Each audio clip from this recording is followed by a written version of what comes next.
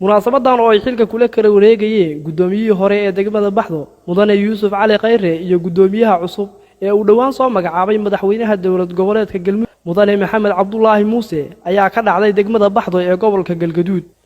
munaasabadan oo si heer sare loo soo agaasimay ayaa ugu horeyntii waxaa ka hadlay gudoomiyihii hore ee degmada Baxdo mudane Yuusuf Cali Khayre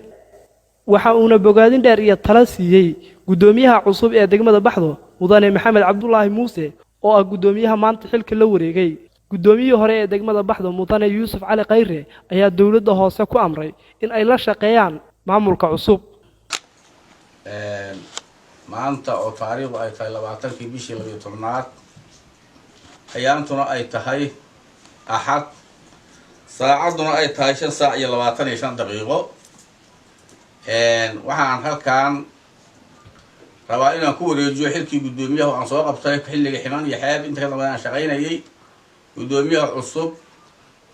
madaxweynaha Galmudug uu soo magacaabay mudane Maxamed Cabdullaahi Muuse in aan ku wareejiyo degmada Baxdo gudoomiyaheeda ayaan u soo fariistay laga bilaabo saacadan waa ku wareejiyay isaga gudoomiyaha wala shaqayn doona madaxweynaha Galmudug laga soo bilaabo ilaa wasaaradaha maaliyadda dawladda ha ahaato wasaaradda arrimaha gudaha dawladda hoose amniga mid kastoo taa wasaaradaha dawladda waxaan leeyahay aan federaalka ahaadeen Galmudug ka ahaadeen maamulka yaa looga haray waa la magacaabay waxaan leeyahay maamulka la shaqeeyo hala taabageliyo hadday tahay xaq dhaqaalood iyo hadday tahay xaq abni iyo hadday tahay xaq talo iyo hadday tahay xaq waxa toosineed wax aan marjic loo laabto lahayn waxba tarayaan waxaan ku boorinayaa oo tartaarmaya in la shaqeeysan maamulka si buuxda hay'adaha dhamaantood ay la shaqeeyaan. sidoo kale gudoomiyaha cusub ayaa u mahad celiyay gudoomiyihii hore ee maanta xilka ku wareejiyay iyo sida fudud ee uu xilka ugu wareejiyay. waxaan u mahad celinayaa gudoomiyaha hore degmada Baxdo gudoomiyihii hore degmada Baxdo Yuusuf Cali Khayre oo xilkii uu muddo soo hayay oo anagoo shacab aan kula shaqaynaynay ii gartay maanta inuu ugu wareejiyo xilkaas aadaan uga mahad celinayaa gudoomiyaha. waxaan leeyahay gudoomiye aad iyo aad baad u mahadsan tahay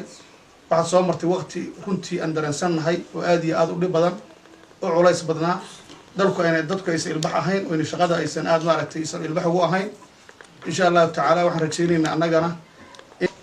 waa xil aad iyo aad u culays badan aan ognahay intuu canaabtiisa culaysku leeyahay insha Allah taala waxaan ku sheegaynaa annaguna degmada inaan ugu shaqeyn doono si daacada oo hufnaan iyo karti ay ku jirto xilka soo siday muddadaas inaan insha Allah taala waxaan rajaynaynaa raadkaaga aan ceeb ka imaan adigu waartay waqtigaaga waad soo gudatay waana soo martay innaguna insha Allah sidaas oo kale rajaynaynaa bi idin Allah taala ilaahina nagu maaragtay asturo wanaagsantii. Ali Daahir Maxamed Axmed xafiiska warfaafinta dawladda hoose ee degmada Baxdo.